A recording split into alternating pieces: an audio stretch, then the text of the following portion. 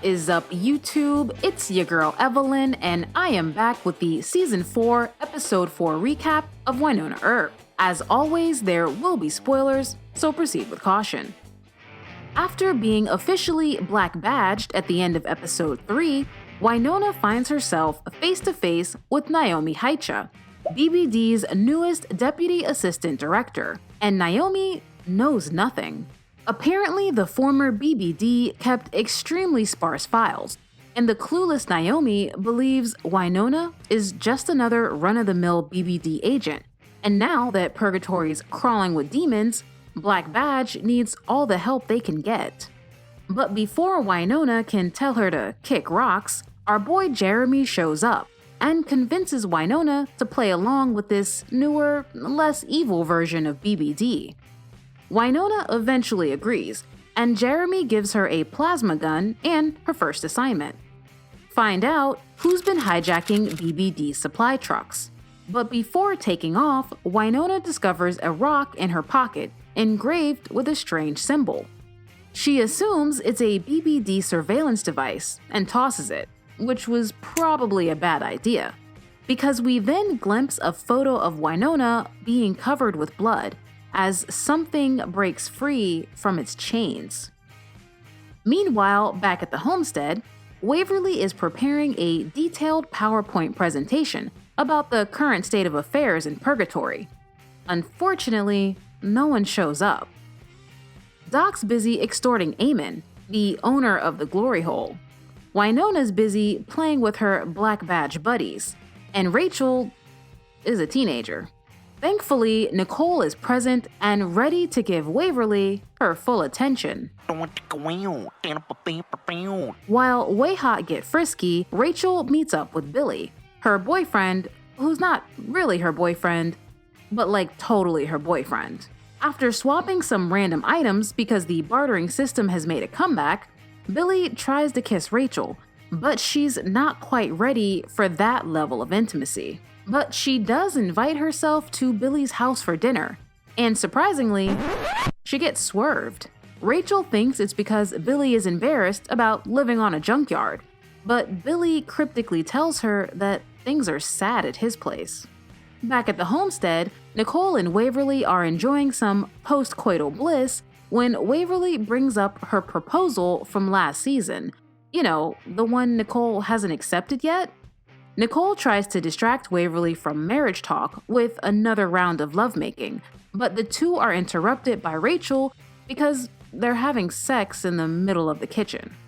But all Rachel cares about is getting next to Billy in his junkyard. She suggests that the junkyard would be a great place to search for Peacemaker. You guys remember Peacemaker, Wynonna's magical gun that sent revenants to hell until it was turned into a magical sword by Bolshar and used to open the Garden of Eden, and then it just kinda disappeared. The ladies hit the junkyard, and Waverly has a close encounter with whatever the heck this thing is. Except Waverly can't see the creature, and neither can Nicole. But Margot, Billy's mother, can.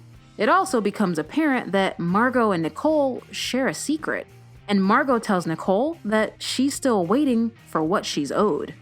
Elsewhere in the junkyard, Rachel confesses her crush to Billy, and Billy responds by telling her she needs to leave, now. A heartbroken Rachel grabs her two moms and hightails it back to the Homestead. Meanwhile, Wynonna and her BBD partner Simon are undercover. They're driving a truck full of supplies when they run over a spike strip laid out by the crafty robber. Simon immediately jets, but Wynonna and her plasma gun stay to investigate.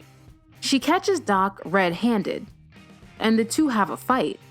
Doc doesn't trust BBD, and doesn't think Wynonna should either. Wynonna wants Doc to stop stealing the town's supplies, so she handcuffs herself to one of the crates before realizing that Simon has the keys.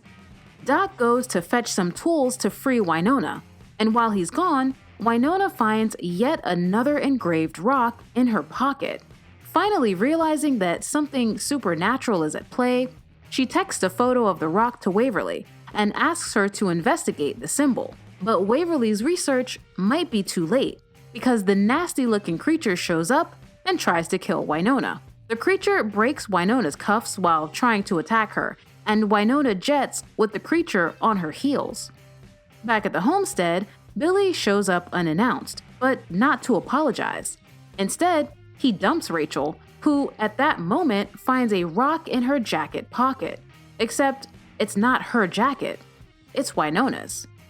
Waverly's research confirms that the engraved symbol is actually a cattle brand used by the Clantons, an infamous cattle rustling family who hated Wyatt Earp.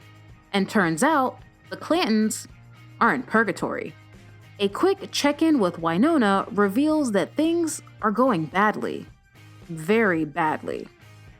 Thankfully, Doc finds her, and they shoot the creature. But it doesn't die. Back at the barn, things are getting freaky. When Billy sees Rachel's rock, he flips out, inserts a pair of pliers in his mouth, and rips out a molar. Then he says some weird stuff that no one understands. But out in the woods, the creature immediately stops chasing Doc and Wynonna. Billy then fills the ladies in on what's really going on. Billy is a Clanton, and so is Sheriff Holt Claiborne and the booty-stabbing magistrate Cleo. In fact, Cleo and Holt are Billy's siblings, and the creature is a Reaper, a hunter that only appears to its targets, which is why Waverly and Nicole couldn't see it. And its targets are identified by the cattle-branded rocks. The Clantons control the Reapers, but Billy's not about that life. So he used his one covenant to save Rachel's life, which actually saved Wynonna's life. After Billy's explainer, he kisses Rachel goodbye and goes off to die, or something. When Wynonna and Doc return to the homestead, Rachel realizes that Billy sacrificed himself, and she wants to save him, but Wynonna's like, I don't know who this man is. I mean, he could be walking down the street, I wouldn't know a thing. Sorry to this man.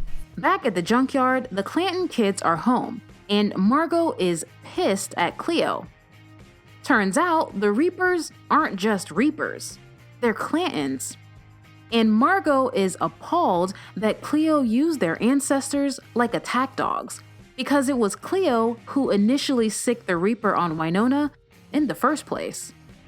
The abusive Margot sticks her finger into Cleo's wound until she cries, and then some more. But Cleo's not the only one who faces Margot's wrath. Poor Billy is chained up out back and turned into a Reaper. After the close call with the Reaper, Wynonna comes clean to the new BBD. She tells them who she really is and demands the reinstatement of her Scooby Gang, including Jeremy.